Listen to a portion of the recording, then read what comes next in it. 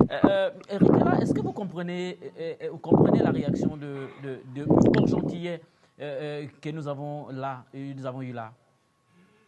Monsieur Fefe Onanga, c'est un grand frère, c'est un combattant et je respecte beaucoup son combat. C'est quelqu'un qui s'est battu avec peu de moyens, que j'ai vu faire les lives dans son quartier, etc. Et comme il a si bien dit à l'époque, peu de personnes auraient pu avoir le courage de mener son combat. Aujourd'hui, au président de la transition, la parole est libérée, on peut se permettre de critiquer sans être interpellé. De façon générale, hein, il y a quelques couacs, mais à 70% des cas, vous n'êtes pas inquiété. Donc je respecte beaucoup son combat et son analyse. Maintenant, lui parle au nom des Port-Gentillet pour dire que tout le monde va voter le président de la transition. Je pense que là, ses propos n'engagent que lui. Parce que Port-Gentil, comme je le disais précédemment, est une ville difficile. Hein, c'est une ville hostile. Et dans tous les pays du monde, il y a des parties comme ça du pays qui sont vraiment hostiles. Et on a pu le voir lors du référendum. Quand on regarde le résultat de Port-Gentil et des autres provinces, ben Port-Gentil fait partie des villes où l'abstention était le plus élevée. Donc je pense que moi, je suis contre le narratif des soutiens du président de la transition qui présente cette élection comme étant un passage, comme une lettre à la poste.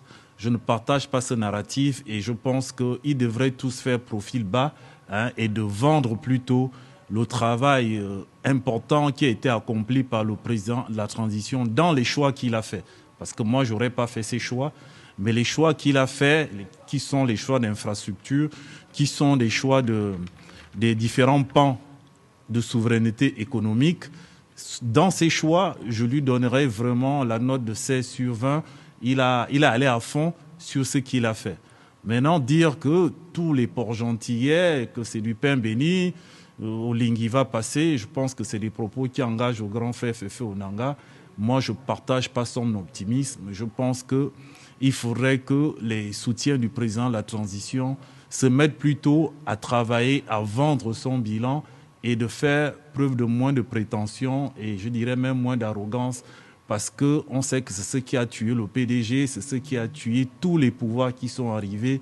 Il faut avoir une posture d'humilité parce que le pouvoir appartient au peuple et quand on va aux élections présidentielles, on va demander la main du peuple et la main qui demande en bas. Et pour demander, il faut aller avec une posture d'humilité, comme vous avez vu Brice Clotaire au Lingingema lors de son interview dans Jeune Afrique. J'ai été impressionné par sa communication parce qu'il a fait vraiment preuve de beaucoup de modestie, il a fait preuve de beaucoup d'humilité et c'est comme ça qu'on se présente à la veille d'une campagne pour pouvoir gagner une campagne. Et je tenais vraiment à le féliciter pour cette posture et j'ai encore vu 2 ou 3 de ses dernières sorties toujours avec la même posture.